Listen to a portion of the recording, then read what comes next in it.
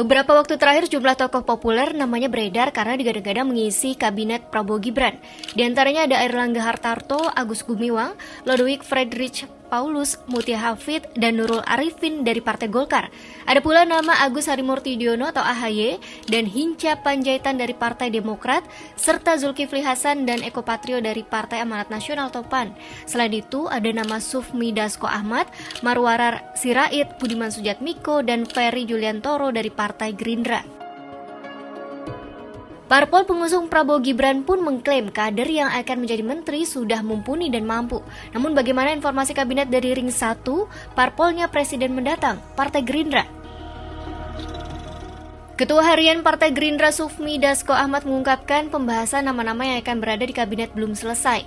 Prabowo masih fokus merancang peta jalan untuk menepati program-program yang sudah dijanjikan selama kampanye.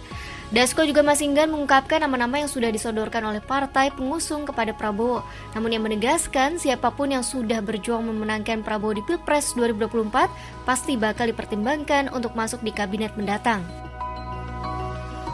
Terkait belum ramainya bursa kabinet Prabowo Gibran oleh tokoh profesional, pengamat kebijakan publik dari Universitas Trisakti, Trubus Rahadiansah Senin 29 April 2024 mengatakan, Prabowo punya beban berat untuk memenuhi harapan masyarakat mengingat kemenangan Prabowo Gibran dicapai dengan satu putaran setelah memenuhi angka kemenangan 58,6% dari total suara sah nasional.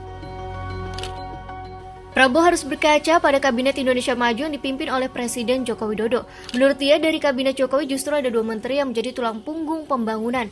Keduanya berasal dari kalangan profesional, yaitu Menteri Pekerjaan Umum dan Perumahan Rakyat Basuki Hadimulyono dan Menteri Keuangan Sri Mulyani Indrawati. Di satu sisi, kementerian lain yang diisi oleh perwakilan tokoh politik dianggap syarat masalah, bahkan tersangkut kasus korupsi karena memiliki kepentingan politik tinggi. Adapun di sisi lain, kementerian yang dipimpin oleh orang profesional sangat minim kasus. Trubus menyarankan kabinet Prabowo diisi oleh tokoh-tokoh profesional. Seandainya ingin memasukkan unsur partai, Prabowo diharapkan memilih tokoh politik dan profesional secara seimbang. Tokoh-tokoh profesional terutama dibutuhkan untuk kementerian yang bertugas mengatasi masalah ekonomi, pertanian, perkebunan, pendidikan, dan kesehatan.